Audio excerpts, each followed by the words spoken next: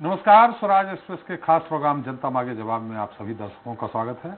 आपके साथ मैं हूं एसपी त्रिपाठी। मध्य प्रदेश अब कोरोना से उबर चुका है। हालात एकदम सामान्य नजर आ रहे हैं, कहीं कोई पाबंदी नहीं है। ऐसे में जब 8 मार्च को सूबे का बजट पेश होने जा रहा है तो हर वर्ग, खासकर गरीब और मिडिल क्लास को काफी उम्मीदें हैं। लोग ये आस लगाए बैठे हैं कि शिवराज सरकार उन्हें अब की बार बड़ी राहत देगी। महंगाई से निजात दिलाने के लिए बजट में खास प्रावधान किए जाएंगे। इतना ही नहीं, बजट की तारीख के नजदीक आते ही प्रदेश के अधिकारी कर्मचारी न सिर्फ आक्रामक नजर आ रहे हैं बल्कि पुरानी पेंशन स्कीम को फिर से लागू करने की मांग करते हुए बड़ा आंदोलन करने की चेतावनी भी दे दी है। इनका कहना है कि अगर उनकी मांगों को लेकर बजट में कुछ खास नहीं रहा तो फिर 13 मार्च को आंदोलन होगा, जबकि उसके पहले प्रदेश भर में कलेक्टर को ज्ञापन सौंपे जाएंगे। कर्मचारियों के इस हल्ला बोल में कांग्रेस का पूरा समर्थन है। वैसे ऐसा होना भी था क्योंकि प्रदेश में अगले साल चुनाव भी होना है। लेकिन इस बीच बड़ा सवाल यह है कि कमलनाथ सरकार के समय कर्मचारी हित में कोई बड़ा फैसला क्यों नहीं लिया गया। वहीं अब दबाव बनाने से शिवराज सरकार कर्मचारियों की मांगों को मान लेगी। जनता मांगे जवाब में अब चर्चा इसी को लेकर होगी। आज के मुद्दे पेंशन पर पसोपेश।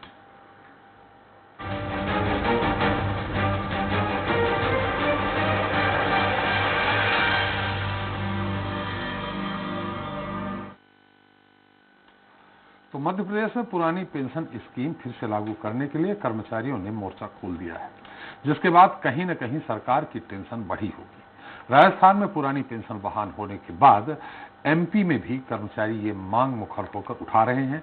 खास बात यह है कि इस मुद्दे पर कांग्रेस भी मैदान में कूद गई है। कर्मचारी होली से ठीक पहले 13 मार्च को भोपाल में बड़ा प्रदर्शन करने की तैयारी कर रहे हैं। इनकी मांग है कि 1 जनवरी 2005 या इसके बाद नियुक्त कर्मचारियों के लिए पुरानी पेंशन स्कीम लागू की जाए, क्योंकि नई पेंशन स्कीम ठीक नहीं है। रिटायरमेंट के बाद कई कर्मचारियों को हर महीने 800 से 1500 रुपए ही पेंशन के रूप में मिल रहे हैं। प्रदेश में 1 जनवरी 2005 के बाद सरकारी विभागों में नियुक्त होने वाले कर्मचारियों के लिए सरकार ने पुरानी पेंशन व्यवस्था बंद कर दी थी और इसकी जगह नई पेंशन स्कीम लागू की गई, जिसका विरोध अब तेज हो चला है। चलिए आज के इस अहम मुद्दे पर चर्चा करें। उसके पहले इससे पहले जुड़ी एक रिपोर्ट देखें। मध्य प्रदेश में पुरानी पेंशन बहाली की मांग ने पकड़ा जोर। कर्मचारी संगठनों और कांग्रेस ने खोला मोर्चा। बड़ा सवाल, हल्ला बोल से सरकार पर पड़ेगा कोई दबाव। देश के दिल मध्य प्रदेश में पुरानी पेंशन बहाली की मांग एक बार फिर जोर शोर से उठी है। कर्मचारी संगठनों के मोर्चा खोलने के साथ ही सूबे का अधिकारी कर्मचारी संयुक्त मोर्चा भी आगे आया है। पुरानी पेंशन की बहाली के साथ 11% महंगाई भत्ता बढ़ाने और दूसरी मांगों को लेकर 4 मार्च को प्रदेश भर में कलेक्टरों को ज्ञापन सौंपे जाएंगे। वहीं बजट में पेंशन समेत अन्य मांगों पर निर्णय नहीं लिए जाने पर प्रदेश भर में बड़ा आंदोलन करने की रणनीति बनाई जाएगी। पुरानी पेंशन समेत दूसरी मांगों को लेकर मोर्चा लंबे समय से आंदोलन कर रहा है। सरकार के आश्वासन के बाद पूर्व में हड़ताल स्थगित भी की गई थी, लेकिन अब तक मांगे पूरी नहीं हुई हैं। लिहाजा कर्मचारियों में नाराजगी है। इसी के चलते 4 मार्च को भोपाल, इंदौर, जबलपुर, ग्वालियर समेत प्रदेश के सभी 52 जिलों में मुख्यमंत्री के नाम कलेक्टरों को ज्ञापन सौंपे जाएंगे। प्रदेश के कई कर्मचारी संगठन 8 मार्च को पेश होने वाले बजट का इंतजार कर रही है। अगर इसमें सरकार पेंशन समेत दूसरी मांगों को लेकर कोई फैसला नहीं लेती है तो संगठन आंदोलन की रणनीति बनाएगा। कहा गया है कि मध्य प्रदेश पुरानी पेंशन बहाली संघ 13 मार्च को राजधानी भोपाल में बड़ा आंदोलन करेगा।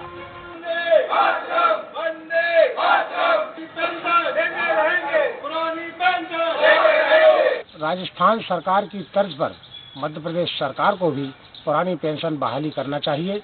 इससे कर्मचारी अधिकारियों का हित है और हमारा संगठन पिछले 2 वर्ष से अपने मांग पत्र में 15 सूत्री में पुरानी पेंशन बहाली को लेकर संघर्ष कर रहा है, राज्य सरकार से मांग कर रहा है।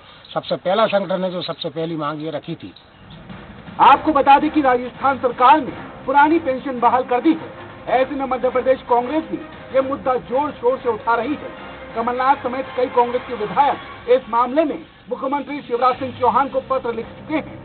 इतना ही नहीं, पीसीसी चीफ कमलनाथ ने बाकायदा ट्वीट करके भी पुरानी पेंशन व्यवस्था को फिर से लागू करने की मांग की है। कांग्रेस की राजस्थान की सरकार ने, गहलोत जी मुख्यमंत्री जी ने उसको बहाल कर दिया है। उसी तर्ज पर मध्य प्रदेश की भाजपा सरकार और मध्य प्रदेश के मुख्यमंत्री शिवराज जी इसको बहाल करें। दूसरी ओर बीजेपी का कहना है कि उसने कर्मचारियों के लिए बहुत कुछ किया है। कांग्रेस ने जिन कर्मचारियों को 500 रुपए में भर्ती किया था, बीजेपी ने उसकी सैलरी 50,000 रुपए तक कर दी है। देखो, कांग्रेस ने जिन कर्मचारियों को 500 रुपए में भर्ती किया, उनकी हमने 50,000 रुपया तनख्वाह कर दिया। उस पर कांग्रेस कभी नहीं बोली। संविदा कर्मियों को 2,000 रुपए में इन्हें भरा था, हमने 20,000 तक उनको ले आए। इस पर कभी कांग्रेस बोलेगी नहीं। सरकार, शिवराज सिंह जी की सरकार संवेदनशील सरकार है और लगातार इन विषयों पर मनन करती है। सियासी व्यवहार पलटवार से इतर बात करें तो राजस्थान और झारखंड की तरह मध्य प्रदेश में पुरानी पेंशन योजना लागू करने के लिए शिवराज सरकार पर कहीं न कहीं दबाव बढ़ गया है। कर्मचारी संगठनों ने आंदोलन का ऐलान कर दिया है। कांग्रेस भी इस मुद्दे पर कर्मचारियों के साथ खड़ी हो गई है। वहीं राजस्थान के साथ ही मध्य प्रदेश में अगले साल यानी 2023 में विधानसभा चुनाव होने हैं। ऐसे में कर्मचारियों के साथ ये मुद्दा अब कांग्रेस वर्सेज बीजेपी होता जा रहा है। Bureau report, Swaraj express.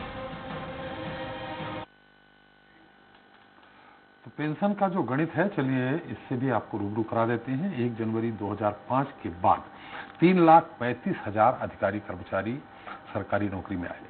इसमें सबसे ज्यादा शिक्षक हैं, जिनकी संख्या 2,87,000 है। सरकार हर महीने उनके मूल वेतन का 14% अंशदान राशि करीब 7,000 रुपए खाते में जमा करती है। यानी सरकार को हर माह 210 करोड़ रुपए वहन करना पड़ रहे हैं। इसी तरह 48,000 स्थायी कर्मचारियों पर सरकार को 3,000 रुपए के हिसाब से 134 करोड़ रुपए अपनी हिस्सेदारी है। यानी दोनों मिलाकर सरकार पर हर महीने 344 करोड़ रुपए का बोझ है। इन कर्मचारियों और अधिकारियों की 30 साल की नौकरी 2035 से पूरी होगी। यदि पुरानी पेंशन योजना बहाल होती है तो सरकार पर आर्थिक बोझ 12 साल बाद आएगा, जबकि इन 12 सालों में सरकार को हर महीने 344 करोड़ रुपए बच रहेंगे। पुरानी पेंशन योजना में पूरी पेंशन राशि सरकार ही देती थी। इसमें पगार से राशि नहीं काटी जाती थी। कर्मचारी को रिटायरमेंट के बाद हर महीने मिलने वाली पेंशन उसके वेतन से आधी राशि होती थी। चलिए फिलहाल पेंशन पर जो पसोपेश है उस पर चर्चा करते हैं, जिसके लिए स्टूडियो में मौजूद है हमारे साथ बीजेपी प्रवक्ता राकेश शर्मा जी। शर्मा जी, आपका बहुत बहुत स्वागत है। कांग्रेस प्रवक्ता ब्रिजभूषण नाथ जी हैं। नाथ जी, आपका स्वागत है। कर्मचारी नेता जितेंद्र सिंह जी हैं और दिनेश शर्मा जी हैं हमारे साथ। आप दोनों का भी स्वागत है। और इसके अलावा विशेष टिप्पणी के लिए हमारे साथ फोन पर जल्द जुड़ेंगे रवि अवस्थी। सबसे पहले दिनेश जी, आपसे ही है, पुरानी और नई में कितना अंतर है, कितना परेशानी हो रही है आप लोगों को? देखिए सर, पहले तो मैं जितेंद्र सिंह जी को बधाई देना चाहता हूं कि इन्होंने राष्ट्रीय पेंशन, स्थायी पेंशन बहाली की अलग मध्य प्रदेश में जगाई और इसके बाद अन्य राज्यों में भी जगी। अन्य राज्य भी पहले से सक्रिय भी थे। मध्य प्रदेश में हमारे कर्मचारियों की जो पुरानी पेंशन थी, वो कर्मचारियों के सेवानिवृत्त होने के बाद उनके जीवन का जीने का आधार था, वो आधार सरकार ने छीना था। उस पेंशन से तो भविष्य सुरक्षित था और बुढ़ापा सुरक्षित था, लेकिन जो नई पेंशन योजना लागू करी है, जिसमें आज हम लोग रोज देख रहे हैं, सोशल मीडिया पे लोग लिख रहे हैं, हमारे साथी लोग लिख रहे हैं, हमारे कर्मचारी लिख रहे हैं, किसी को 800 रुपए, किसी को 1500 रुपए, किसी को 1200 रुपए पेंशन मिल रही है। और ये जो पेंशन ये डिफरेंस क्यों है? 800, 1200, 1500 क्यों? पुरानी में तो मैंने जैसे 30 साल आपकी पूरी हो गई सेवा तो आपको 50% मिलता। ये अब जो सरकार जमा कर रही हर महीने 344 करोड़ रुपए, इसके तहत आप लोगों को 800, 1500, 1600 ऐसे क्यों मिल रहे हैं? ये सारा पैसा जो अंशदायी पेंशन योजना का पैसा है, हमारा कटौती करके जो सरकार ले रही है। और पहला तो दुर्भाग्य यही है कि जैसे मेरा पंचायत सचिव संवर्ग है, 2000 सितंबर 13 में आदेश जारी हुआ है और 13 के बाद आज 9वां साल चल रहा है। 9वें साल में भी मात्र 2 या 4 जिले में अंशदायी पेंशन का कटौती शुरू हुआ है। मात्र 2-4 जिले ही हैं। आज ही मैं पंचायत मंत्री जी को ज्ञापन देके आया हूं इस विषय में। तो ये तो दुर्भाग्य ही है। और जो आप 800, 1200, 1500 की आप जो पूछ रहे हैं, ये तो सरकार जो हमारा पैसा काट करके शेयर मार्केट में लगा रही है, शेयर मार्केट में पैसा डूब रहा है, डूबने के बाद क्या मिलता है, वही स्थिति हमारी इस प्रकार की पेंशन में हो रही है। मुझे लगता है कि ये सरकार की बहुत ही गलत नीति है और ये पेंशन, स्थायी पेंशन का जो मामला हमारे राष्ट्रीय अध्यक्ष जी ने उठाया है, मैं तो प्रदेश की सरकार के जितने माननीय विधायक महोदय हैं, सांसद महोदय हैं, मध्य प्रदेश के नहीं पूरे देश के, मैं एक सवाल मेरा कि जब 62 साल नौकरी करने वाला स्थायी पेंशन का हकदार नहीं है, तो एक दिन का विधायक और सांसद इस पेंशन का हकदार क्यों है? या तो आपकी बंद कर दी जाए सबकी, या फिर हमारी भी चालू कर दी जाए। जब हमारी नहीं तो सिर्फ आपकी भी नहीं। मतलब उनकी बंद करा देंगे, माने हमारे सामने वाले की एक आंख फूट जाए, भले मेरी दोनों फूट जाए। नहीं, बात यह है इसलिए कि हमारी पेंशन पर लोगों को नाराजगी होती है। जब हम अपनी बात करते हैं तो लोग हमें राजनीतिक चोला उड़ाते हैं। यदि हम अभी बीजेपी की सरकार है, हम पेंशन मांगते हैं तो आरोप लगाएंगे कि कांग्रेस के इशारे पे हो रहा है। कांग्रेस की सरकार होगी, हम बोलेंगे तो कहेंगे कि बीजेपी के इशारे पे हो रहा है। तो जब हमारी आवाज उठाई जाती है, हम आवाज उठाने की कोशिश करते हैं, हमारा हक मांगते हैं, तब हमें राजनीतिक चोला उड़ा दिया जाता है हमारे पदाधिकारियों को, और इसको टाल दिया जाता है। इसलिए दिनेश जी, थोड़ा सा यहाँ स्पष्ट नहीं हुआ है। आपने कहा कि जो हमारी कटौती हो रही 3-4 जिलों में हो रही, अगर सारे जिलों में कटौती होने लगे और आप जो भी अंशदान आप दे रहे हैं उसको शेयर मार्केट में ना लगाएं, तब कैसी रहेगी इसकी? नहीं, सरकार की इस मामले में कोई स्पष्ट नीति नहीं है।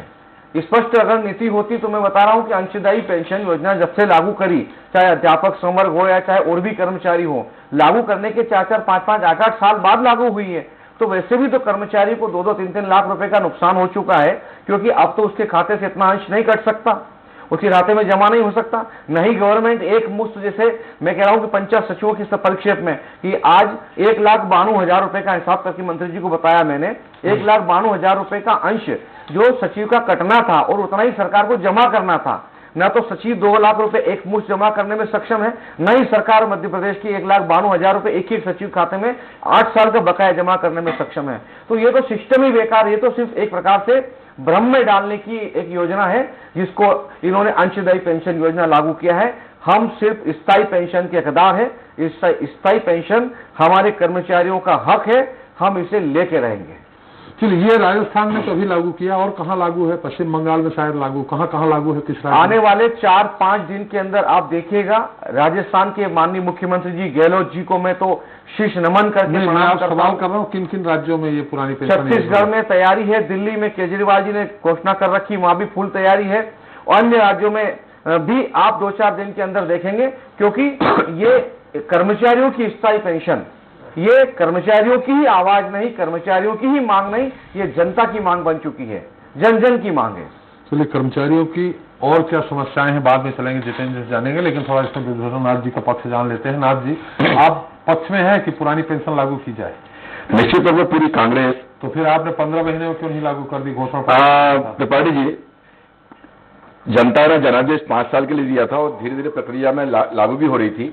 और जब मालूम पड़ रहा था कि मध्य प्रदेश में जनहित में काम हो रहे हैं, जो भारतीय जनता पार्टी को रास नहीं आया, और आपने खुद देखा कि किस प्रकार से विधायक तोड़े गए और किस प्रकार से खरीदारी करी और उठा के ले गए ये लोग, तो इनने कांग्रेस का अपमान नहीं किया, इनने मध्य प्रदेश की उस जनता का अपमान किया है जिन्हें जनादेश दिया था।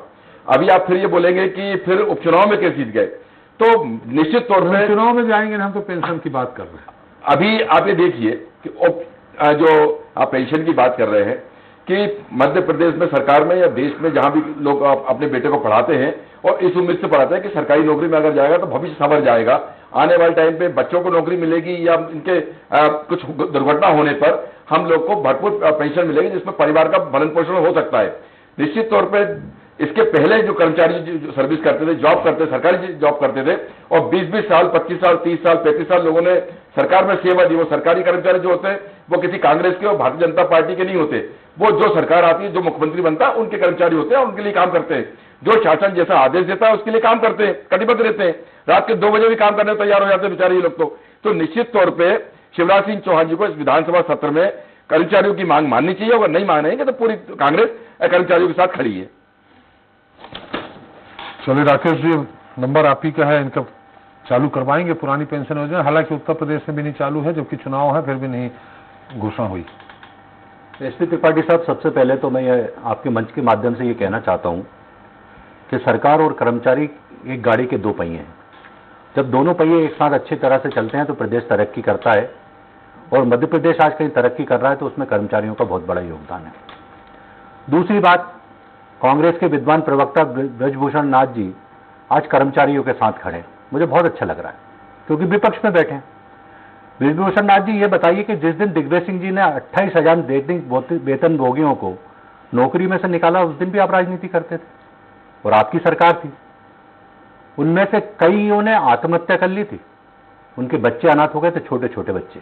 तो जनता ने हमको हरा दिया ना। अरे अब बहुत सी चीजें कबूल करनी पड़ेंगी, इसलिए थोड़ा इंतजार कीजिए। नहीं, ये बहुत आसानी से बोल दिया। और वो एसपी त्रिपाठी साहब ने जिस बात का सवाल किया उसका जवाब भी नहीं दिया कि 15 महीने में क्यों याद नहीं आ रहे थे। न कर्मचारी याद आ रहे थे, न किसान याद आ रहे थे, न दलित याद आ रहे थे, न युवा याद आ रहे थे, न बहन बेटियां याद आ रही थी। उस समय तो लूट, सिर्फ लूट, जितना लूट सको लूट लो, क्योंकि पता ही नहीं था ना कि सरकार किस दिन चली जाएगी। राजस्थान की स्थिति मालूम है आपको? जिस दिन से गहलोत साहब की सरकार बनी है उस दिन से सचिन पायलट उनकी जान को संसद में डाले हुए हैं। वो 24 घंटे अपने विधायक ही गिनते रहते हैं, पूरे दिन विधायक गिनते हैं और रात में ये सपना आता है कि आधे विधायक कहीं दिल्ली तो नहीं भाग गए मेरे खिलाफ। तो मेरी बात नहीं, तो आप ले गए। अरे मेरा निवेदन है कि आज राजस्थान की सरकार से अगर कोई कर्मचारी कह दे कि हमें चांद का टुकड़ा चाहिए तो गहलोत साहब कहेंगे चिंता मत करो मैं कल दे दूंगा, क्योंकि आश्वासन देने में कुछ नहीं जाता। मध्य प्रदेश में कमलनाथ ने आश्वासन लागू कर दिया। अरे सरकार, मेरा निवेदन है, मध्य प्रदेश में कमलनाथ ने आश्वासन दिया था कर्मचारियों की सब मांगे मान लेंगे, बेरोजगार को 4,000 रुपए बेरोजगारी भत्ता दे देंगे, किसान का सब कर्ज माफ कर देंगे 10 दिन में। बोलने में क्या जा रहा है? ये सपनों के सौदागर जो कांग्रेस के नेता होते हैं, ये सिर्फ 70 साल से इस देश में सपना दिखाने का काम कर रहे हैं। दूसरी बात, जिस दिन बीजेपी की सरकार बनी, पूरे के पूरे 28,000 वेतन भोगियों को वापस हमने नौकरी में रखा। माननीय शिवराज सिंह चौहान की सरकार ने उनको रेगुलर किया। मेरा एक निवेदन है, आज आपके बगल में, मेरे बगल में जो बैठे हैं, चाहे जितेंद्र सिंह जी हो, चाहे दिनेश चंद्र शर्मा जी हो, हिंदुस्तान में बड़े नाम है कर्मचारी के क्षेत्र में जो काम करते हैं। दिनेश शर्मा जी ने तो 6 बार शिवराज सिंह चौहान जी को खून से तोला। मुझे एक बात का जवाब दिलवा दीजिए। बड़ा सफाई से आपने कह दिया कि आरोप न लगाएं इनको। मेरा निवेदन है, मेरा निवेदन है, अगर हमारी सरकार कुछ नहीं कर्मचारियों के लिए कर रही होती, कोई एक बूंद खून किसी के लिए नहीं गिराता है। और 6 बार खून से तोला है दिनेश शर्मा जी, तुरुप का इक्का चल दिया। मेरा निवेदन है, मैं आगे आ रहा हूं ना जी। 2,50,000 लगभग शिक्षा कर्मी वर्ग 1, 2, 3 को नियमित किया हमारी सरकार ने। कम से कम 2,50,000 शिक्षा कर्मियों को अध्यापक बनाया, जो शिक्षा कर्मी थे उनको अध्यापक बनाया। कहीं ना कहीं सरकार लगातार इनके बीच काम कर रही है और कर्मचारियों के लिए काम कर रही है। और मैं पूरी जिम्मेदारी से कहना चाहता हूं, पूरे हिंदुस्तान में ऐसा मुख्यमंत्री नहीं होगा जो कर्मचारी के हित में 24 घंटे कर्मचारियों पे तो अभी जितेंद्र जी बोलेंगे तब बात करें, अभी पेंशन पे बात कर लें। उसी पे आ रहा हूं। मेरा जितेंद्र जी अभी बहुत सारा मेरा निवेदन है, माननीय मुख्यमंत्री के दरवाजे हमेशा कर्मचारियों के लिए खुले हैं जी। चीफ सेक्रेटरी के दरवाजे खुले हैं जी। विभागीय जो पीएस है उनके दरवाजे खुले हुए हैं। कर्मचारी की जो मांग होती है उस पर गंभीरता से विचार करेंगे। और मैं तो आपका धन्यवाद देना चाहूंगा कि हमारे जो लोह पुरुष गृह मंत्री माननीय नरोत्तम मिश्रा ने आपके चैनल पर कहा कि कर्मचारियों ने जो बात रखी उस पर गंभीरता से सरकार विचार कर रही है और आने वाले समय में उसका निर्णय लिया जाएगा। पेंशन पे भी निर्णय लेंगे। मैंने कहा ना, हर विषय पे गंभीरता से सरकार विचार कर रही है। और गृह मंत्री जी जो सरकार के प्रवक्ता हैं, उनने आपके चैनल पे इस बात को स्वीकार किया है कि हर विषय पे सरकार गंभीरता से विचार कर रही है और आने वाले समय में उस पर निर्णय लिया जाएगा। अटल जी का निर्णय था ये नई पेंशन नीति, मेरा निवेदन है, लागू की थी। मेरा निवेदन है, हमारी सरकार है कर्मचारियों की सरकार, हमारी सरकार है आमजनों की सरकार। जो आमजन चाहेंगे, जो कर्मचारी चाहेंगे, उसको पूरा करने का काम शिवराज सिंह चौहान कर रहे हैं और आगे भी करेंगे। चलिए जितेंद्र जी, पेंशन के अलावा आप लोग 13 तारीख को बड़ा जबरदस्त आंदोलन करने वाले हैं। पेंशन केवल मैटर है कि और भी कुछ मैटर है? देखिए, ये पुरानी पेंशन बहाली संगठन है, उसको मैंने मध्य प्रदेश में खड़ा किया है और हम पिछले 3-4 सालों से पुरानी पेंशन का जो मुद्दा है हमने मध्य प्रदेश में उठाने का काम किया है। और हमारा ये दबाव था कि कांग्रेस सरकार ने अपने वचन पत्र में इस मुद्दे को शामिल किया था। और मैं समझता हूं कि कांग्रेस की बड़ी चूक है कि 15 साल के कार्यकाल में ये ऐसा मुद्दा था जिसमें सरकार का 1 पैसा खर्च नहीं होना था। तो कांग्रेस चाहती तो क्यों नहीं होना था? क्योंकि मैंने अभी आपसे बताया, अभी आपने ही बोला ये कि जो कर्मचारी रिटायर होंगे तब हाँ, जनवरी 2005 के बाद जो कर्मचारी आए हैं वो कोई 35 में होगा, कोई 40 में होगा, कोई 31 में होगा, तो कम से कम जो 15 महीने जो सरकार चली उनके ऊपर एक आर्थिक वर्णन तो नहीं आना था। चाहते तो वो श्रेय ले सकते थे। ये कमलनाथ जी की बड़ी चूक रही। और आज ये जो पुरानी पेंशन का जो मुद्दा है, भाई आपने दिनेश जी से कहा कि 800-900 पेंशन क्यों, तो मैं आपको स्पष्ट कर दूं कि जो नई पेंशन स्कीम है, जितना हमारा अंशदान कटता है, जैसे नियोक्ता का अंशदान कर्मचारी का 10% कटता है और सरकार अभी केंद्र सरकार ने 14% कर दिया है, स्टेट ने भी 14% करने का ऑर्डर किया है। हाँ। इसमें विसंगति ये है कि समय पर पैसा अगर पहुंचे, जैसे आपका पैसा अगर खाते में जमा हो तो उस पर ब्याज मिलेगा। तो सबसे बड़ी विसंगति ये है कि इसका कटौतरा जो हमारे अधिकारी हैं वो सुधरना नहीं चाहता, सिस्टम सुधरना नहीं चाहता। दूसरी विसंगति ये है कि जितना हमारा अंशदान होता है उसका 60% जब हमारा कर्मचारी रिटायर होता है तो उसको नकद दे दिया जाता है, और जो 40% राशि जमा रहती है उसका एक कैलकुलेशन करके पर मंथ पेंशन तय करते हैं। तब उससे अंदाज लगाइए कि आज से 10 साल बाद भी हमारे कर्मचारी को, मैं दावे पे कह रहा हूँ आपके चैनल पे, कि आज से 10 साल भी 5 से 7 हजार रुपए से ज्यादा किसी कर्मचारी की पेंशन नहीं बनने वाली है। 40% में ही काट के देंगे ना? हाँ, 40% जो हमारा होता है उसमें से।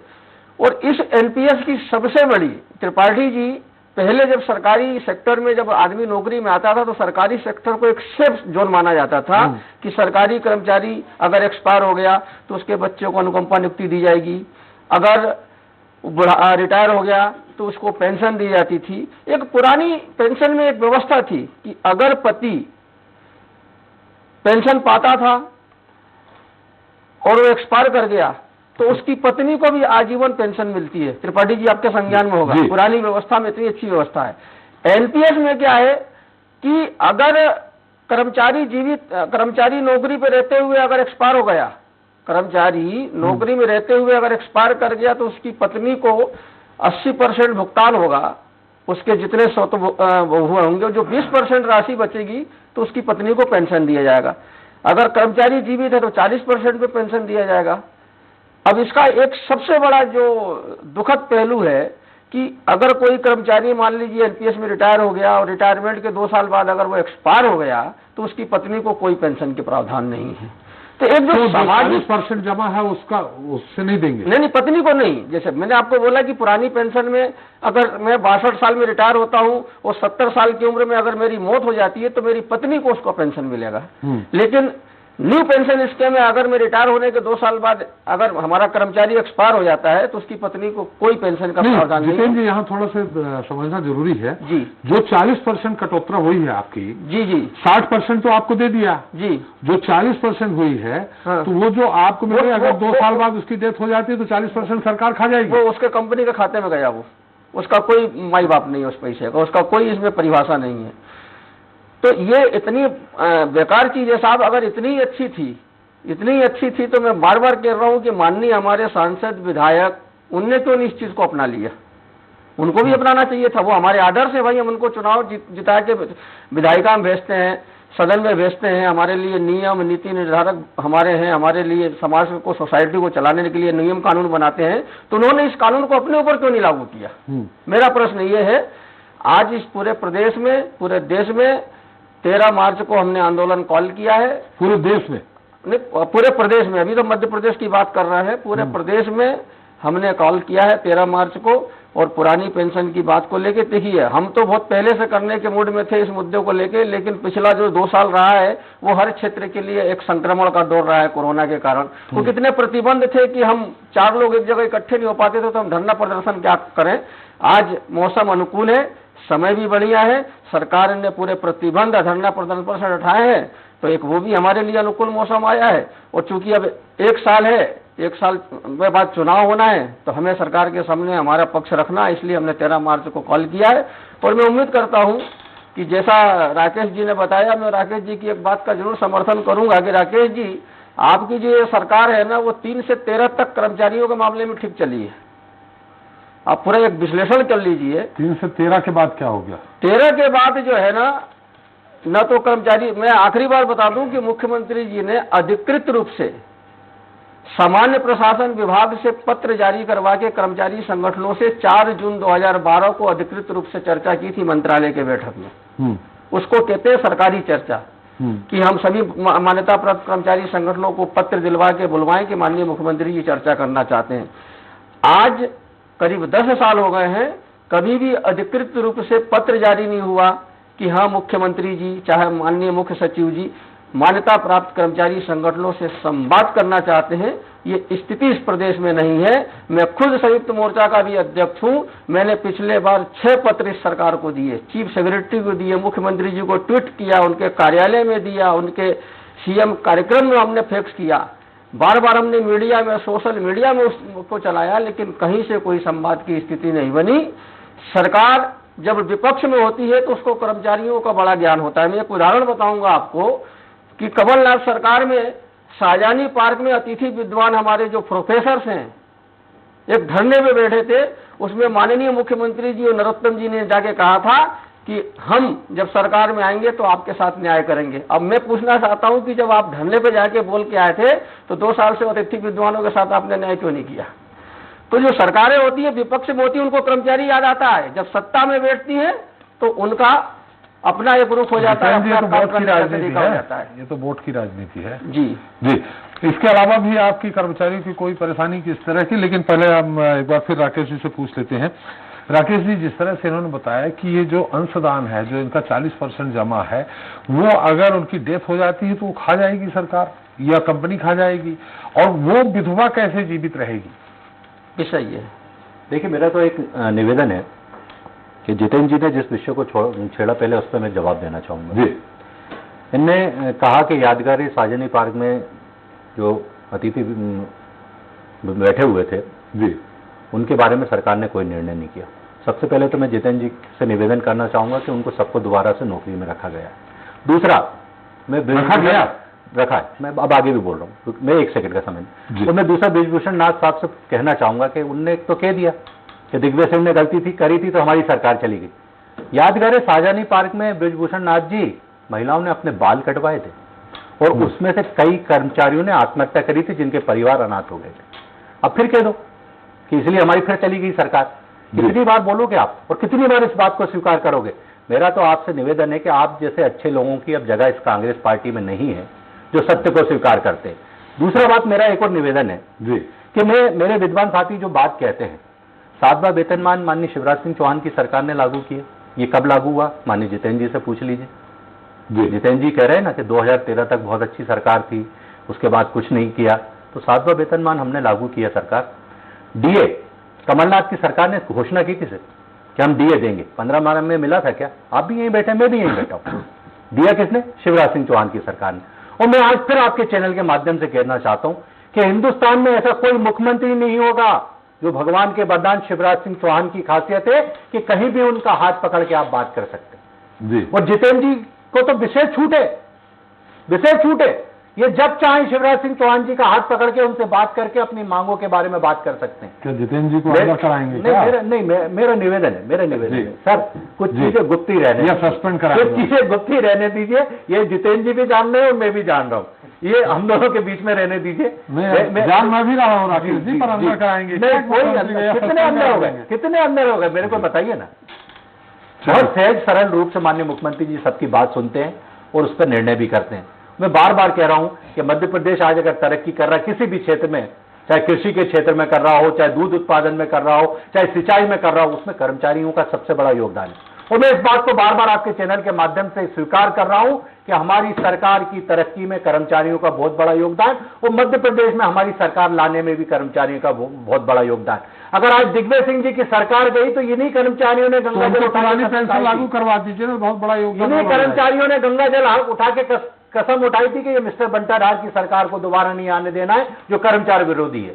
और मैंने कहा कि अगर 6 बार माननीय दिनेश चंद्र शर्मा खून से तोड़ रहे हैं इस सरकार को, तो सरकार कुछ तो कुछ कर रही है। दिनेश नहीं मानने वाले, जब तक पुरानी पेंशन नहीं लागू करेंगे तब तक नहीं मानने वाले, चाहे आप 20 बार खून से उनको तोलवा दें। देखिए, मेरा तो निवेदन है जी, मेरा निवेदन है त्रिपाठी साहब जी, आपके चैनल के माध्यम से इस बात को स्वीकार कर रहा हूं कि बड़ी गंभीरता से सरकार इस विषय पे विचार करेगी। और जितने संवेदनशील मुख्यमंत्री माननीय शिवराज सिंह चौहान है, ऐसा मुख्यमंत्री इस धरती पे दोबारा ना हो आएगा और ना भविष्य में होगा। मैं तो कह रहा हूं बीजेपी का होगा तो बात भी को नहीं होगा। मानेंगे, कर्मचारियों की बात को मानेंगे, कर्मचारियों की बात को मानेंगे और पूरी तरह से उनकी एक एक बात को मान के उनको पूरी राहत देंगे। बीजेपी से ही कोई और मुख्यमंत्री होगा वो भी मैं नहीं आज हो की पाएगा। बात कर रहा हूं सरकार नहीं, कि आज जो है, आज होगा जो तो है इस धरती पे ऐसा मुख्यमंत्री दोबारा नहीं हो सकता किसी भी पार्टी का। मैं तो ये भी कह रहा हूं किसी भी पार्टी का, जितने अच्छे शिवराज सिंह चौहान। बीजेपी के जो नवोदित नेता हैं उनको आपने बहुत पीछे कर दिया। जितेंद्र जी आपके पास आऊंगा, ये इन्होंने कहा है कि उनको वापस रख लिया, अतिथि शिक्षकों को जो है रखा नहीं रखा, आपके पास आएंगे। ब्रिजभूषण जी कुछ कहना चाह रहे हैं। ब्रिजभूषण जी। राकेश जी, मैं एक बात बताऊं, त्रिपाठी जी आपके चैनल के माध्यम से एक बात बड़ा सत्यता के साथ बताना चाहता हूं कि शिवराज सिंह जैसे दिनेश जी ने कहा है कि 2013 तक तो बहुत अच्छे से कर्मचारियों के हित में काम किया, उसके बाद न जाने क्या हो गया। वो क्या हो गया पे अपन जाना चाह रहे हैं कि अचानक ऐसा क्या हुआ कि शिवराज सिंह चौहान जी मध्य प्रदेश में कर्मचारियों के हित में, किसानों के हित में और आम जो जन भागीदारी की जो योजनाएं हैं उसके हित में काम नहीं कर रहे हैं। इसका सीधा सीधा कारण है, शिवराज सिंह चौहान जी को मालूम है कि अगले चुनाव में मुझे मुख्यमंत्री रहना नहीं है, नया मुख्यमंत्री कोई आने वाला है, पूरा सब कुछ सेटअप तैयार है इनका। तो राकेश जी, बहुत समय बहुत कम है आपके पास भी और कर्मचारियों के पास भी कि यही मौका है, ये भी यही विधानसभा, यही 13 मार्च है। इसके अंदर राकेश जी आपसे भी निवेदन है कि शिवराज सिंह चौहान जी ही बहुत अच्छे मुख्यमंत्री है और एक जितेंद्र भाई से भी कहना चाहता हूं, दिनेश भाई से भी, कि इससे अच्छा मुख्यमंत्री मिलेगा नहीं।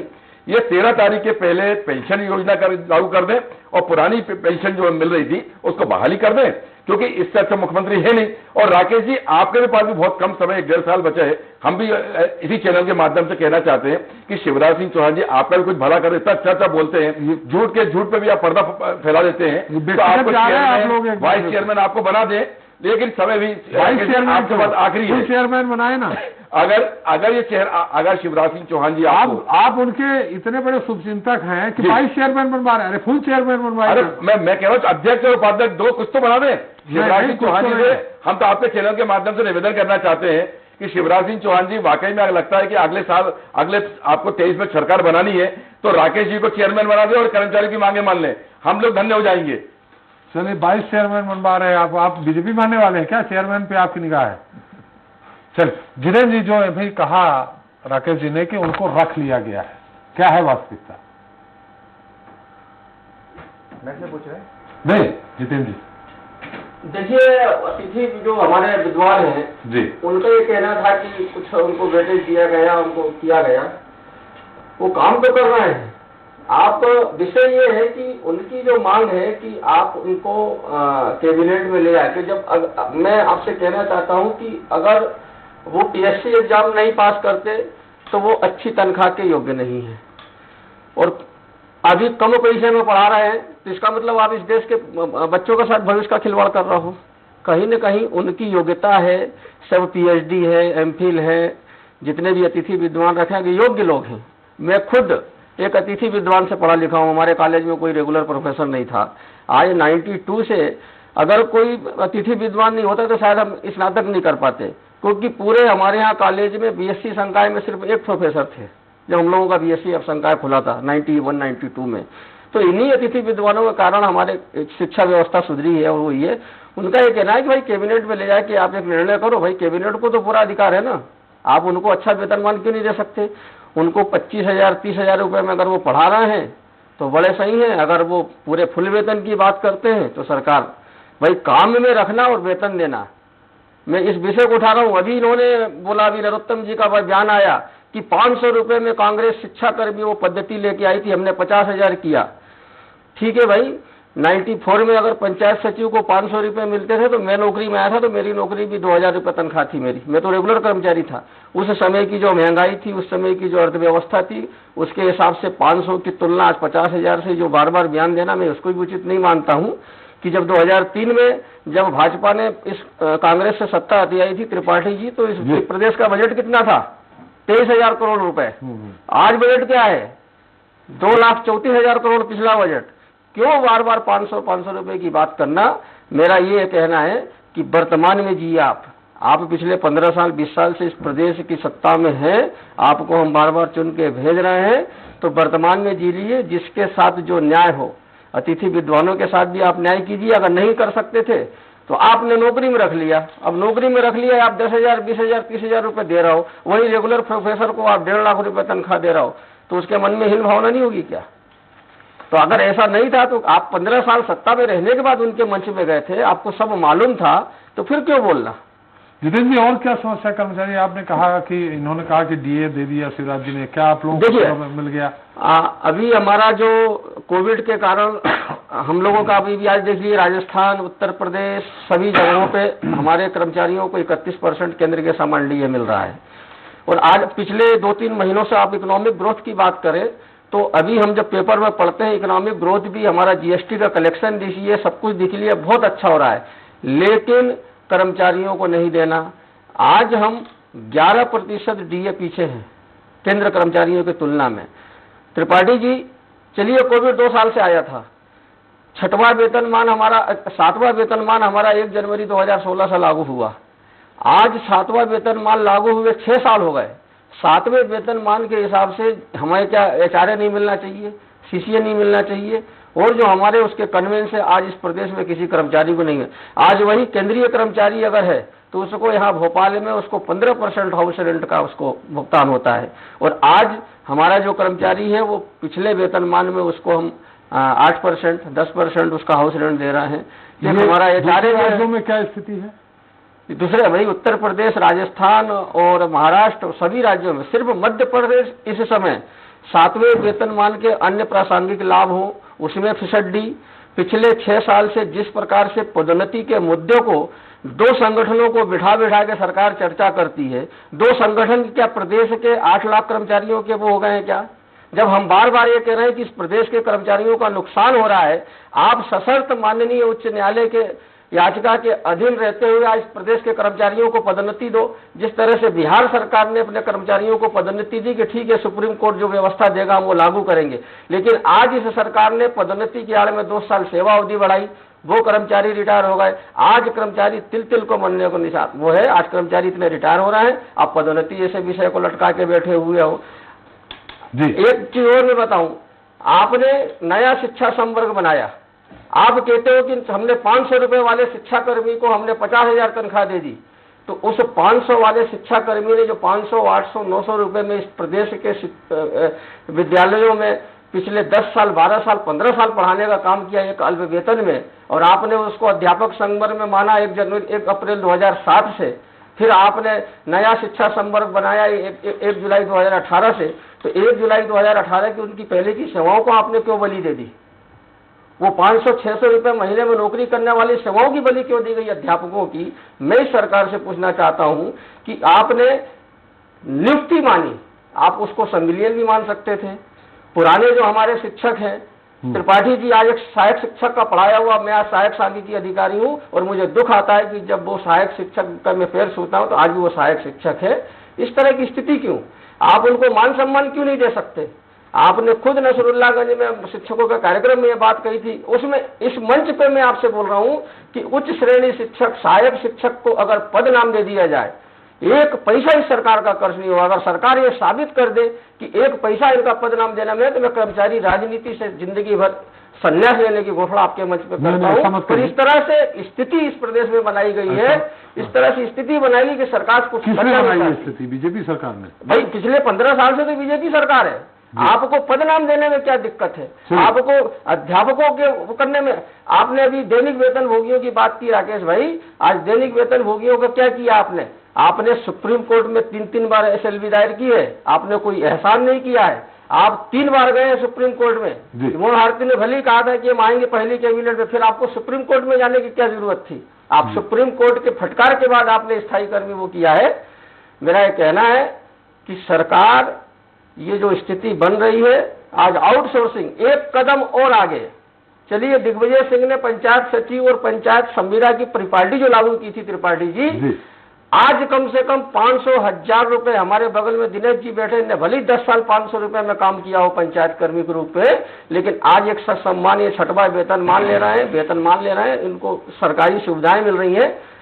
भाजपा में पिछले 15 सालों में एक नई परिपाटी जागी है, आउटसोर्सिंग, ठेकेदारी पद्धति। पहले ठेकेदारी पद्धति बीएचईएल में सुनने को मिलती थी, प्राइवेट सेक्टरों में सुनने को मिलती थी, अब सरकारी सिस्टम में ठेकेदारी पद्धति आ गई है।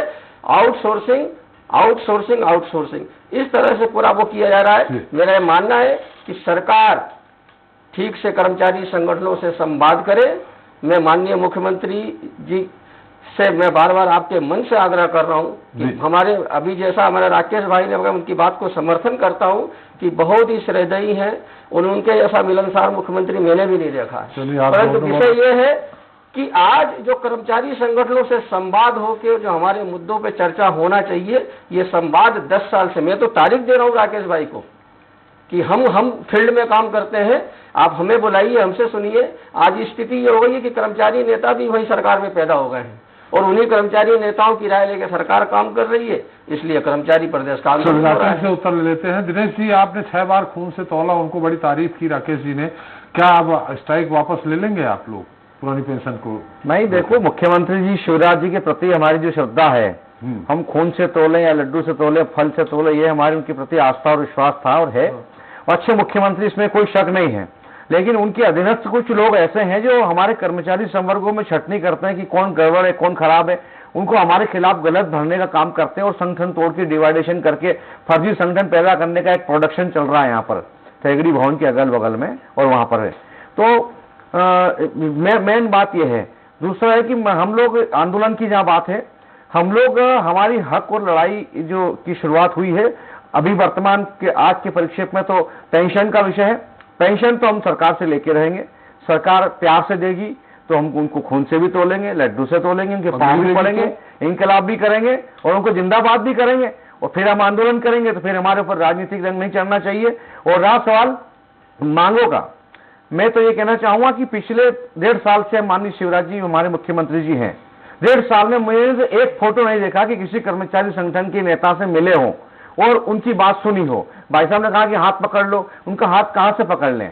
हाथ ना दिख रहे, ना माननीय सीएम साहब दिख रहे, ना मिल रहे, ना कर्मचारियों की कोई बात की जा रही है। पहले बहुत अच्छे मुख्यमंत्री जी के रूप में काम करते थे और हैं, लेकिन अभी कर्मचारियों के प्रति उनके मन में पता नहीं किस प्रकार का जहर किसने भरा है, ये तो 2-4 लोग दिख रहे सबके सामने। लेकिन आज प्रदेश के सचिवों की स्थिति क्या है, पटवारियों की क्या है, दैनिक वेतन भोगी क्या, सब जहीं के जहीं खड़े 3 साल से। कांग्रेसी भी कमलनाथ की सरकार बनी, माननीय कमलनाथ जी की, उन्होंने भी 1.5 साल तक कोई सुध नहीं ली, ये बात भी सत्य है। और इन्होंने भी 1.5 साल में कोई 3 साल तुम्हारे निकल गए वैसे ही। और आज मध्य प्रदेश में एक सवाल जवाब कोई सरकार, माननीय शर्मा सर बोल रहे हैं कि मुख्यमंत्री जी बहुत अच्छे, मैं भी मान रहा हूं सरकार बहुत अच्छी है, ये बिल्कुल नहीं मान रहा हूं। क्यों? क्योंकि मध्य प्रदेश के 7 लाख कर्मचारियों को आपने 7वां वेतनमान दे दिया 2016 में ही, लेकिन आज 22 लग गया। पंचायत सचिवों ने कौन से कांटे बोए थे जो आप उनको 7वां वेतनमान नहीं दे रहे हो? आप उनका विभाग में संविलियन नहीं कर रहे हो। जैसे जितेंद्र भाई ने कहा कि 2008 से हमारी नियुक्ति 1995 की है और हमको कब से नौकरी में माना? 2008 से। क्यों 14 साल तक हमने 500-1700 में काम किया, 1600 में काम किया, वो कहाँ गए? और अभी जैसे माननीय हमारे बड़े भाई नरोत्तम मिश्रा जी ने कहा कि हमने 500 में भर्ती किए थे कांग्रेस सरकार ने, हमने इनके इतने कर दिए। भाई आप अपने लोगों का भी देख लो, आपको कितने मिलते थे उस समय 2001-2 में, कितना मिलता था आपको? आप हर एक संवर्ग का देख लीजिए कितना मिलता था। तो आप हमारे सिर्फ जब हम मांगे तब आप 500 की बात करते हो, 1000 की बात करते हो, उन्होंने 500 में भर्ती किया था, हमने ऐसा कर दिया। और जब हम आप तो विधायकों के वेतन के पीछे पड़ गए। नहीं, विधायकों का वेतन मैं बताऊं, देखो विधायकों का हम सम्मान करते हैं, हमारा नेता है, जनप्रतिनिधि है। लेकिन मैं तो एक बात कहना चाहता हूं कि विधायक जनप्रतिनिधि सिर्फ जनता का ही, हम जनता के अंग है, हमारे बारे में सोचना चाहिए उनको। हम तो 2 लाख, 2.5 लाख, 3 लाख पेंशन ले रहे हैं, आपकी रातों पेंशन विधायक सांसदों की बढ़ जाती है। एक दिन वाला रहता है, 62 साल वाला सड़क पे घूम रहा है, सैनिक 20 साल तुम्हारी रक्षा करता है, वो सड़क पे घूम रहा है, दैनिक वेतन भोगी और अतिथि न बड़े बड़े नाम ढूंढ लिए। अतिथि, अतिथि क्या होता है? आपका भी बड़ा स्टूडियो है, मुझे लगता है कि यहाँ पे आपके यहाँ पे अतिथि कैमरामैन होगा, अतिथि डायरेक्टर होगा, अतिथि मालिक होगा। अतिथि गेस्ट हैं आप लोग? नहीं, हम तो गेस्ट हैं, ये कर्मचारियों की बात कर रहा हूँ। ये आप एक होनहार युवाओं को, रोजगार सहायकों को आप 9,000 दे रहे हैं, 8,000 दे रहे हो, आपने सबका भविष्य बर्बाद करने के सिवा कुछ नहीं किया। क्यों नहीं करते स्थायी पदों पर भर्ती? आपके पास स्थायी पद है, स्थायी पदों पर भर्ती करिए ना। आप मध्य प्रदेश को स्वर्णिम बनाना चाहते हैं तभी बनेगा। जब आप अतिथि रखोगे, मैं आपके यहाँ पर अतिथि हूं, तो अतिथि कितनी देर रहता है? वो अतिथि में अभिनय भी होता है, अभिनय ही करेगा, काम नहीं करेगा। तो आप अभिनय कराना चाहते हो तो अभिनय ही करेगा, प्रदेश का विकास नहीं हो सकता। आपका कर्मचारी संतुष्ट होना चाहिए, वो आपका हाथ पांव है, दायां और बायां हाथ है, और आप उसको मजबूत रखोगे तो आप मजबूत रहोगे। अगर आपके हाथ कमजोर हैं तो आप कमजोर हैं, और आप कमजोर हैं तो प्रदेश कमजोर है और आपका देश कमजोर है। चलिए राकेश जी आप ही के पास आएंगे, लेकिन हम ब्रजभूषण से पूछ रहे थे कि कितने इनकी 13 तारीख को जो इनका आंदोलन होने जा रहा है उसमें कांग्रेस कितना इनका साथ देगी? पूर्ण रूप से त्रिपाठी जी, कर्मचारियों के साथ कांग्रेस खड़ी रहेगी। और मैं एक आपके चैनल के माध्यम से बड़े दावे के साथ 2 बात बोल देता हूं कि शिवराज सिंह चौहान जी 13 तारीख के पहले ना इनकी मांग मानने वाले हैं, और केवल जो आश्वासन जो लगातार देते आ रहे हैं वही आश्वासन से अगर कर्मचारी लोग काम चला लें 2023 तक, तो इनके लिए धन्यवाद। और राकेश जी आपसे कहना चाहता हूं कि 2023 के पहले आपको भी कुछ बनाने वाले शिवराज सिंह चौहान जी नहीं है, अभी भी समय बहुत कम है, आप प्रयास कर लें। और क्योंकि शिवराज सिंह चौहान जी को 2023 में सरकार बीजेपी की लानी नहीं है। और रही बात गंगा जल वाली, जो राकेश जी आप कह रहे थे कि गंगा जल की कसम खाइए, मैं आपको 2022 के आखिरी में बताऊंगा यही कर्मचारी मध्य प्रदेश के गंगा जल कसम खा के कांग्रेस की सरकार को लाएंगे, क्योंकि शिवराज सिंह चौहान जी कर्मचारियों के दुश्मन हो चुके हैं और कर्मचारियों के हित में बिल्कुल मध्य प्रदेश में काम नहीं कर रहे हैं। तो ब्रजभूषण जी ये जो आपने कहा बिल्कुल इनके साथ है, तो ट्विटर तक रहेंगे आप लोग साथ में कि सड़क जमीन पर रहेंगे? और लगातार कांग्रेस में आपने देखा होगा कोरोना काल से लेकर जब भी आम जनता की मांग जब भी कर देंगे, ट्वीट कर दिया है साथ में। ट्वीट नहीं करेंगे। मध्य प्रदेश में जिस जिले में जहां भी कर्मचारी चाहेंगे और जहां भी समर्थन चाहेंगे साथ में कांग्रेस खड़ी है, और नहीं खड़ी होगी तो कांग्रेस वहां पे हारेगी। कांग्रेस को 23 को चुनाव देखना है, भारतीय जनता पार्टी को चुनाव देखना है। चुनाव के हिसाब से अगर शिवराज सिंह चौहान जी कर्मचारियों की बात मान लें और राकेश भाई की बात मान लें तो बड़ा बड़ा धन्यवाद, और नहीं तो टाटा बाय बाय तो करना ही है उनको। जी तो राकेश जी से उत्तर ले लें। जी जितेंद्र जी थोड़ा संक्षेप में बता दीजिए। जी अतिथि वाला का मैं आपसे बोलूं, 2300 ऐसे अतिथि विद्वान है इस प्रदेश में जो यूजीसी के पूरे मापदंड पूरे करते हैं, और जो पीएससी का जो न्यूनतम नाम्स होते हैं, जैसे हम 100 में से 33 अंक आने पे हम पास माने जाते हैं, और अगर हम 97% ले आए तो हम मेरिट में आ गए। तो अगर वो क्वालिफाई है, यूजीसी का मापदंड रखते हैं, 2300-2400 लोग हैं और 5000 से ऊपर उच्च शिक्षा में पद खाली हैं, तो उन अतिथि शिक्षकों को आपको कैबिनेट में ले आकर उनको रेगुलर करने में क्या दिक्कत है? राकेश भाई से पूछ रहे थे, मैंने इनकी बात का जवाब दे दिया। किसी साथी ने मुझे तत्काल अभी व्हाट्सएप कर दिया था। जी राकेश जी देखिए, सबसे पहले तो मैं माननीय जितेंद्र जी को बताना चाहूंगा कि मध्य प्रदेश सरकार ने 5 मंत्रियों की एक कमेटी बनाई है। जो प्रश्न जितेंद्र जी खड़ा कर रहे हैं उस प्रश्न तो उस कमेटी की बैठक कब हुई राकेश जी, ये बता दीजिए। 2 बैठकें हो चुकी है सरकार। अब आप तो उसकी देखिए, मेरा निवेदन है, मैं जो बोलता हूँ बहुत जिम्मेदारी से बोलता हूँ, मैं बहुत जिम्मेदारी से बोलता हूँ, चैनल पे बैठ के जिम्मेदारी से। इससे पहले भी त्रिपाठी साहब ने टेस्ट किया मेरा कि कर्मचारियों को रखा कि नहीं रखा, आपने स्वीकार किया रखा, फिर आपने उसमें ये जोड़ दिया कि उनको ये नहीं मिल रहा। एक तो किसी को आप नौकरी से निकाल दीजिए, उसको सड़क पे खड़ा कर दीजिए और उसकी जिंदगी बर्बाद कर दीजिए। जितेंद्र जी ने कहा कि रखा है? अरे ये आप फिर पूछ लीजिए। चलिए जितेंद्र जी रखा क्या? नहीं, वो काम तो कर रहे हैं। हाँ, विषय ये है कि मैंने आपसे कहा कि 2300 काम करना क्या होता है सरकार? अब आप बता दीजिए त्रिपाठी साहब। अरे फिर आप ही के लोग कहते हैं कि 500 वाले को 50,000 दिया। तो ठीक है भैया, दे रहे हैं तो इसलिए बोल रहे हैं, दे रहे हैं तो इसलिए बोल रहे हैं, विद्वानों को दे रहे हैं, फिर क्या होगा? ये राजनीति दे रहे हैं, बोल रहे हैं। कांग्रेस ने निकाल दिया था क्या जितेंद्र जी? कांग्रेस ने भी नहीं। कांग्रेस के जमाने में जो भर्ती हुई थी, बाद में कांग्रेस ने भी उसको स्टे किया था। जीतू पटवारी जी ने बाकायदा अभियान दिया था, खुद गए थे उनको कि किसी को नौकरी से नहीं निकाला था। एक्चुअल में क्या था कि 2017 में पीएससी का एग्जाम हुआ था और कांग्रेस सरकार आने के बाद उस प्रक्रिया का जब पालन हुआ था तो लोगों ने ज्वाइन किया था, तो ऐसा लगा था कि इनको नौकरी से निकाल दिया जाएगा। उनको निकाल दिया गया था जितेंद्र भाई, जब भी वो 2000 लोग धरने पे बैठे थे यादगानी सार्वजनिक पार्क में, बारिश में। देखिए मैं और उसमें से कईयों ने आत्महत्या, जो नौकरी कर रहा है वो आत्महत्या क्यों करेगा मुझे बता दीजिए। देखिए मुझे मालूम है कि आप अभी नाराज हैं, आप गुस्से में, जो बोल रहे हैं सही बोल रहे हैं, पर इतना भी मत बोलिए कि नहीं सरकार ने क्या उसको तो स्वीकार कीजिए। राकेश जी मेरा हाथ जोड़ के निवेदन है, ये राजनीतिक मुद्दा बनेगा कि 10 साल बाद कहीं कांग्रेस की सरकार आएगी और वो इन लोगों को प्रोफेसर बना देगी, तो फिर इसी मीडिया में बैठ के उनका प्रवक्ता कहेगा कि बीजेपी उनको 20,000 देती थी, हम 2 लाख तनख्वाह दे रहे हैं। देखिए मेरा निवेदन है, 15 महीने में कर देते, जो 15 महीने में कर देते तो मुद्दा ही समाप्त हो जाता। उनको मिलना ये जो जिन विषय पे अपन चर्चा कर रहे हैं, जिस विषय पे अपन चर्चा कर रहे हैं माननीय कमलनाथ, उसमें से एक ही मुद्दा मैं तो आपके दोनों से कह रहा हूँ, 2 बहुत विद्वान है, एक ऐसा मुद्दा बता दीजिए कर्मचारी हित का जो 15 महीने में लिया हो। चलेगा मेरा? चले। देखिए, अरे उनको तो देखिए, आप बार-बार 15 महीने मत करिए। क्यों नहीं करें? सरकार तो सरकार होती है भैया। 17 साल एक दिन राकेश की भाई, सरकार हो, राकेश भाई 17 साल नहीं करें हैं, 15 महीने आप करते रहो, हम लोग 17 साल भी नहीं करें हम लोग। आप सुनिए नरोत्तम मिश्रा जी, तो हमारे साथ खड़े अरे राकेश भाई नरोत्तम मिश्रा जी को इस टाइम विधायकी में 3,000 रुपए मिल रहे थे, आज 1.5 लाख मिल रहे हैं, ये क्यों नहीं बोलते आप लोग? अच्छा सुनो, अरे बताइए, वो तो बोलना नहीं है। अगर किसी को मेरी बात सुनो, एक मिनट मेरी बात सुनो, एक मिनट मेरी मिल के रहते बात तो सुन लो। चलिए बात तो सुन लो, एक मिनट इधर राकेश जी आप उसका उत्तर दीजिए। अरे राकेश जी आप अच्छे आदमी हैं, बाकी आपसे निवेदन है झूठ ना बोल के आप ये मान लीजिए। राकेश जी, जो जितेंद्र जी ने कहा है कि बहुत सारे आपने 7वां वेतन जो है वो आपने लागू कर दिया, लेकिन उसके जो दूसरे बेनिफिट्स होने थे, दूसरे फायदे होने थे, वो आपने कुछ भी नहीं दिया। समयमान वेतनमान भी हमने लागू किया है। अरे 10 साल में पहला, 20 साल में दूसरा और 30 साल में तीसरा। और अब एक मिनट राकेश जी, ये 2007 का निर्णय है। रमेश चंद्र शर्मा जी और ब्रिजभूषण नाथ जी, आप दोनों विधानसभा का चुनाव लड़ने वाले, तो ये विधायकों की पेंशन बंद करने की बात कर रहे हो आप सब, तो आपको नुकसान। आप तो अभी से लिखवा लो, हम विधायक बनेंगे, पेंशन फ्री कर देंगे, कोई दिक्कत नहीं हम है। पेंशन आप भी दोनों लेंगे, लड़ने वाले हम तो लिख के ले लो हमसे। हम किसी आपका होने वाला है। राकेश जी, विधायक तो बनाओ, नहीं लेंगे पेंशन, हम विधायक किसी तो की बनाओ। पेंशन बंद करने के उसमें नहीं है भाई। हमारा ये कहना है कि इस देश में सबको अच्छे से जीने का अधिकार है, चाहे वो छोटा हो चाहे बड़ा हो। बुढ़ापा सबका बेकार होता है, बुढ़ापा सबका सुरक्षित होता है। हमारे साथ वरिष्ठ पत्रकार रवि अवस्थी जी हैं। रवि, मेरी आवाज आ रही है आपको? आपका बहुत बहुत स्वागत हमारे इस खास कार्यक्रम में।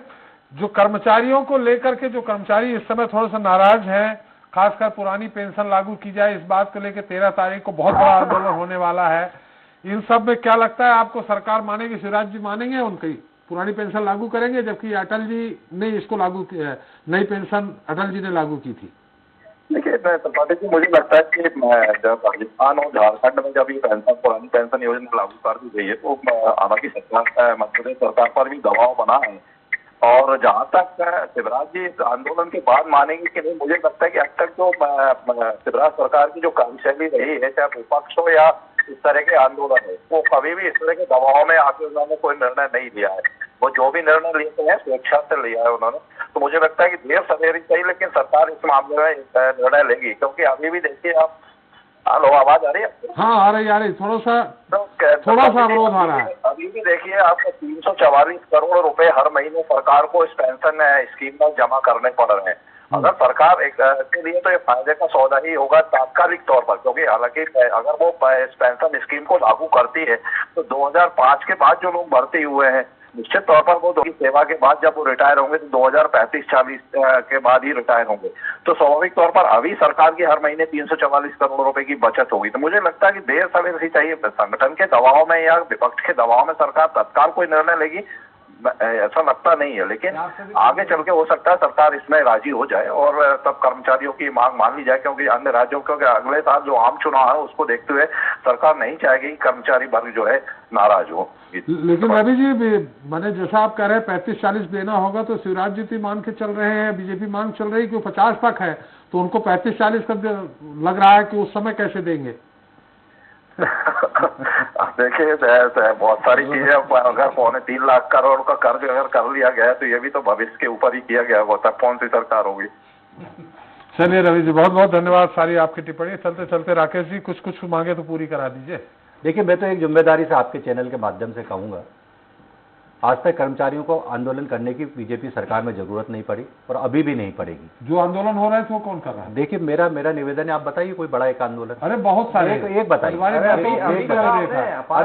10 जुलाई से लेके 5 अगस्त तक 25 दिन करा, पूरे मध्य प्रदेश के 17 संगठनों ने मिलकर करा। और मोदी जी का अन्न उत्सव था, उससे पहले माननीय पंचायत मंत्री जी हमारे बहुत अच्छे सिसोदिया जी, उन्होंने हमको आश्वासन दिया माननीय मुख्यमंत्री जी कहने पर, उन्होंने कहा कि हम तत्काल मांगों का निराकरण करेंगे। और आज अभी 6 महीने होने वाले हैं, अभी तक कुछ भी नहीं हुआ है। और अनुकंपा वाले सड़कों पर दर-दर की ठोकरें खा रहे हैं, जिनका अनुकंपा का प्रावधान किया हुआ है। सचिवों की मांगे अधूरी पड़ी, सचिवों की गणना सही करना है, तो एक आदेश गलत हो गया उसको सही करना, वो भी नहीं हो पाया है। और सरकार के साथ हम खड़े हैं, सरकार बिना आंदोलन के, हम तो कह रहे चलो कोई आंदोलन नहीं कर रहा, मैं प्रदेश की गारंटी ले रहा हूं, मेरे 25 संगठन की, जितेंद्र भाई 45 संगठन के कर्मचारियों संयुक्त मोर्चे के अध्यक्ष है, एक कर्मचारी आंदोलन नहीं करेगा। चलो आप कराइए, हम एक एक सम्मेलन बुलाते जाएं, आप मांगे पूरी करते जाइए। हमारे साथ बहुत संक्षेप में राकेश जी आप क्या कहना चाहिए? देखिए, मैं तो सिर्फ ये कहना चाहता हूं कि कर्मचारियों को आंदोलन की जरूरत नहीं पड़ेगी, सरकार इनके बारे में गंभीरता से विचार करेगी। और दूसरी बात मेरा ये कहना है कि बार बार मैं कई बार सुन चुका हूं कि जो कर्मचारी मर गए हैं उनके परिवार के लोगों को अनुबंध का नियुक्ति नहीं मिल रही है। अनुपम का नियुक्ति मध्य प्रदेश में मिल रही है, हो सकता है किसी विभाग में अगर लेट हो रही है तो सरकार उसको जल्दी करेगी और कर्मचारियों को राहत देगी। चलिए, हम आपको कल लिस्ट दे देंगे जितेंद्र जी, कितने लोग अनुकंपा नियुक्ति के लिए भटक रहे हैं उनके पास लिस्ट। चलिए, बहुत बहुत धन्यवाद राकेश जी आपका, विभूषण जी आपका, दिनेश जी आपका, जितेंद्र जी आपका हमारे साथ चर्चा में शरीक होने के लिए, अपना अमूल्य समय देने के लिए। तो शिवराज सरकार पुरानी पेंशन लागू करती है तो 12 साल तक आर्थिक बोझ नहीं आएगा। उसे प्रदेश के 3,35,000 कर्मचारियों के अंशदायी पेंशन के तहत हर माह 14% हिस्सेदारी से करीब 344 करोड़ रुपए की फिलहाल बचत होगी। लेकिन इसमें राजनीतिक पेच भी है। दरअसल नई पेंशन स्कीम अटल बिहारी वाजपेयी की अगुवाई वाली एनडीए सरकार ने लागू की थी। यही धर्म संकट पुरानी स्कीम को बहाल करने में शिवराज सरकार के सामने है। ऐसे में अब देखने वाली बात यह होगी कि सरकार इस मामले का क्या हल निकालती है, खासकर तब जब अगले साल होने वाले विधानसभा चुनाव के लिए रणनीति तैयार कर रही कांग्रेस इस मुद्दे को भी हवा देने लगी है। इसी के साथ जनता आगे जवाब इतना ही। नमस्कार।